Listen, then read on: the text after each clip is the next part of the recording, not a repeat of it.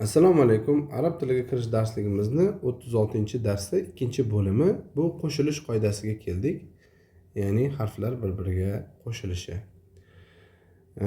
O'sha o'tgan oldingi darsimizda sukunlik nun yoki tanvinning nuni ba harfiga yo'liqqanda o'sha sukunlik nunni yoki tanvinning nunini mim harfiga almashtiramiz dedik-ku. Bunda ham xuddi shunday, ya'ni sukunning nun yoki tanvinning nuni qandaydir harflarga yo'liqadi va shunda o'zgarishlar paydo bo'ladi. Shunga e'tibor beramiz.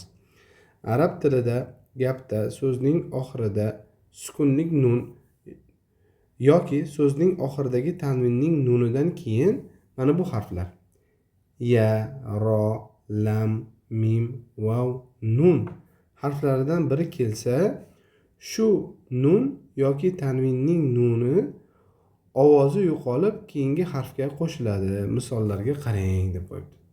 Mana sukunlik nun. Bitta sukunlik nunni ko'rishimiz mumkin va qaysi harfga yo'liqyapti? Mana ya harfiga yo'liqyapti. Shunda qanday o'qiymiz? O'zgartirmaymiz, faqat mana shu sukunlik nun mana shu harfni ichiga qo'shilib ketadi, ya'ni yaga qo'shilib ketadi. Ya'ni man ya'mal bo'layotgan bo'lsa, o'qilishi mana bu tartibda bo'ladi.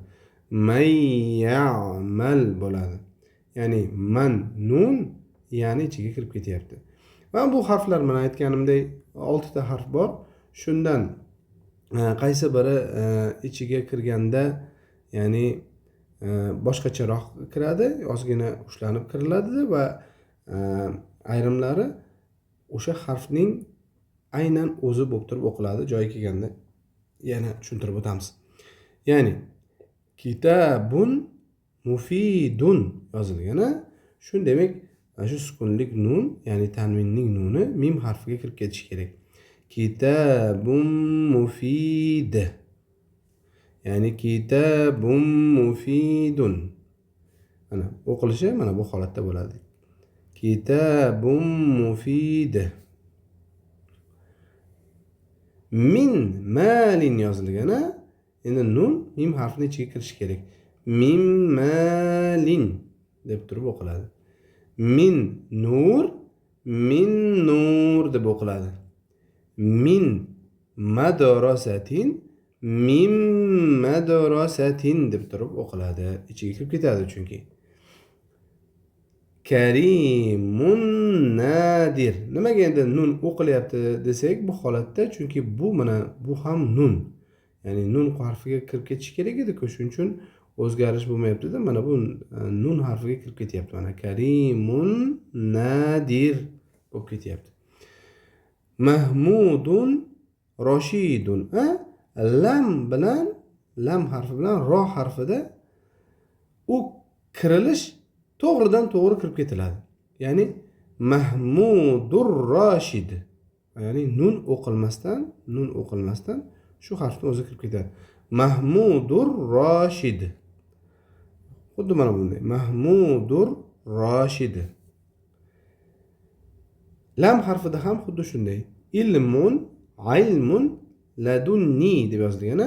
Shuni ilmul ladunni deb turib o'qiymiz. Ilmul ladunni, ya'ni lam harfiga mana bu nun kirib ketyapti. Kitabun latifun deb yozilgan. Kitabul latifun. Deb turib nunni o'qimaymiz, chunki bu harfga kirib ketadi. Kitabul latifun. Xuddi mana bu holatda. Kitabul latifun. Keyingisida ham xuddi shunday. Makanun roy'. Makanur roy' deb turib o'qiymiz. Makanur roy'. Alimun rasikh. Shuni alimun degandagi nun, sukunlik nun, tanvinning nuni ro harfiga kirib ketadi. Alimur rasikh deb turib o'qiladi. Husnixatiga keldik. Husnixatida ham bu qatorga qarab turib buni yozamiz. Bu 3-qatorni mustaqil yozamiz. 1-qator, 2-qator, 3-qator.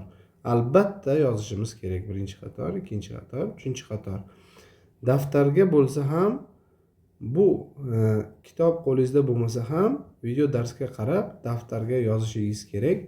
Yozganingizda ko'p narsani tushunib olasiz va yozganingizda xotirangizda qolishiga katta bir hissa qo'shgan bo'lasiz. Ozgina vaqt ketsa ham yozishga, lekin bu ko'p foydalar keltiradi. Bo'lib ham tushunib, fikr qilib yozganingizda tushunib yozsangiz, bu juda ham xotirangizda yaxshi qoladi. Buni ham ko'chirib qo'yamiz. Shu bilan 36-dars 2-bo'lim qo'shilish qoidasini o'tdik va nihoyasiga yetdi. 36-dars 2-bo'lim nihoyasiga yetdi. Keyingi darslarda ko'rishguncha sog' bo'linglar, salomat bo'linglar.